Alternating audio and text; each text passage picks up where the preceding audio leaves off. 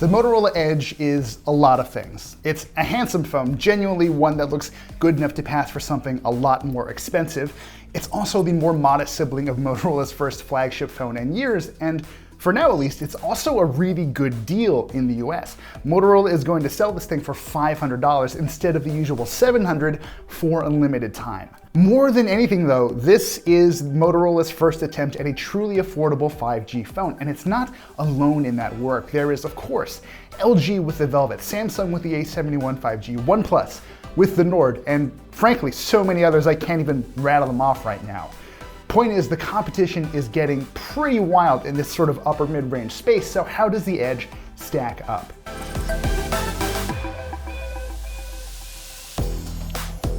Unfortunately, we've been pretty slammed lately, so I haven't been able to test this phone as thoroughly as I would have liked, but thankfully it has been pretty easy to get a feel for it because it has so much in common with the Edge Plus that we've already reviewed. Basically, after 4 years of focusing on cheap phones that make money, Motorola took a stab at a premium smartphone with high-end everythings, and then it swapped some more modest components into the same body and decided to sell it as the Edge. Motorola gave the Edge a Snapdragon 765G chipset, which is either the same or very close to the same chipset that powers all of the rivals I just mentioned. It also has 6 gigs of RAM and 256 gigs of storage, which is great news if you live in the US because some international versions only have 4 gigs of RAM, and that is not great. Motorola also went with a 64 megapixel main camera instead of the 108 megapixel camera that we saw in the Edge Plus. Other than that, the two other cameras, the wide angle and the telephoto, seem very similar to what we saw in the Edge Plus, but that may or may not be a great thing. We'll get to that. Other than that though, the rest of the package, from this endless Edge display, to the speakers, to the headphone jack, to the micro SD slot, to the software, has basically been left untouched. It's kind of like Motorola just went across the board and dialed everything down just a little bit, which doesn't sound great, but for a phone that costs currently $500, it's really not a deal breaker, far from it in fact. Now, a lot of what Motorola did with the Edge just works. Like I said before, it takes the Endless Edge screen from the Edge Plus and uses that here, which is great because it's a really nice looking 6.7-inch OLED panel that refreshes at 90 Hertz. That kind of high refresh rate display is pretty rare to find in phones that cost this much, so I'm really excited to see it here. It also runs at a slightly longer equivalent of 1080p, which has been perfectly fine. It's really crisp, and in general, the colors and the clarity of this display are really, really nice. I will say that if you're looking at dark images or backgrounds, when the screen's brightness is turned all the way down, you might see a little bit of visual noise, but it's really the kind of problem you have to be looking for to find. But of course, this isn't just a regular screen, it has edges that cascade around the sides of the phone, hence the name Endless Edge. Whether or not this works for you is kind of a matter of taste, and in my experience, this works really well. I know some reviewers have had issues with palm rejection, so holding the phone would accidentally touch the sides of the display, but I have never had that issue, not on the Edge Plus and not here, which is a real surprise considering just how big my palms actually are.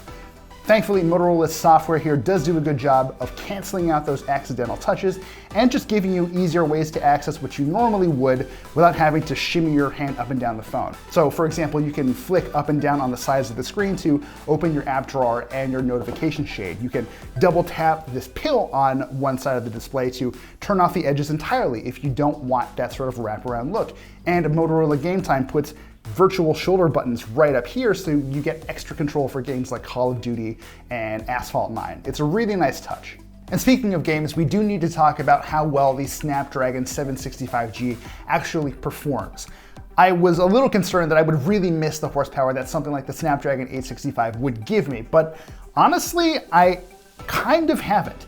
When playing games like Call of Duty and Asphalt 9, like I've said, you can generally still run things at the highest settings, though it does sometimes occasionally default to slightly lower ones, but general responsiveness and visual quality look basically just fine. When it came to day-to-day use, there is more than enough here for all of the usual stuff I've been doing, which in this case generally involves a lot of task management in Notion, editing photos in Lightroom, piecing together stuff in Premiere Rush. All of that stuff worked not quite as smoothly as it does on a $1,000 smartphone, but close enough most of the time that I really didn't feel like I was missing out on anything. It's also nice to know that this phone probably isn't going to die on you when you need it. It does have a 4,500 milliamp hour battery, which yes, is a little smaller than what we got in the Edge Plus, but when you factor in the slightly lower power demands from the 765 and just some of the really clean software and the optimizations that Motorola has done here, everything runs really, really well.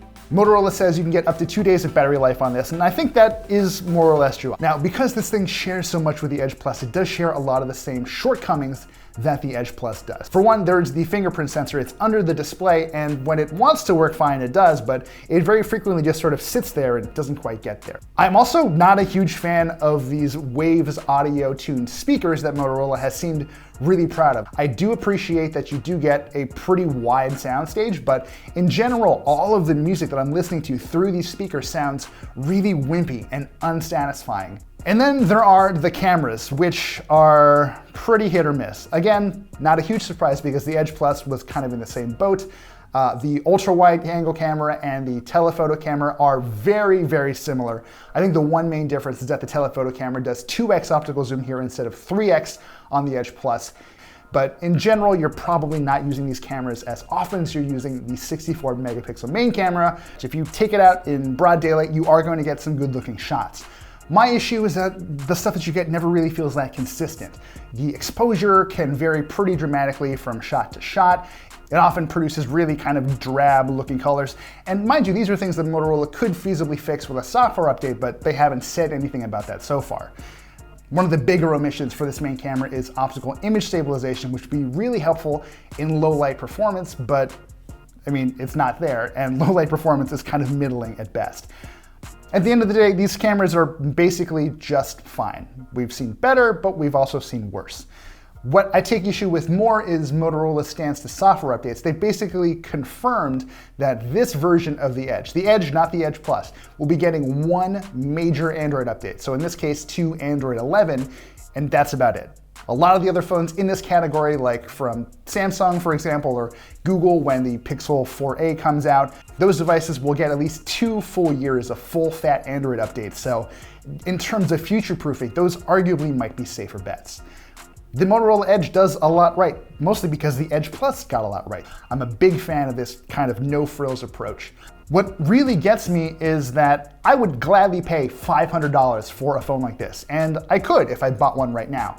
But it's not going to stay $500. Instead of discounting this phone later in its lifespan, Motorola is discounting it up front, which I guess will get more of these things out the door, but maybe sets a bad precedent for everything else that happens down the road. Bear in mind, the OnePlus Nord is surprisingly inexpensive. The LG Velvet will sell in the US for $600 or so. The Galaxy A71 5G will go for between $600 and $680.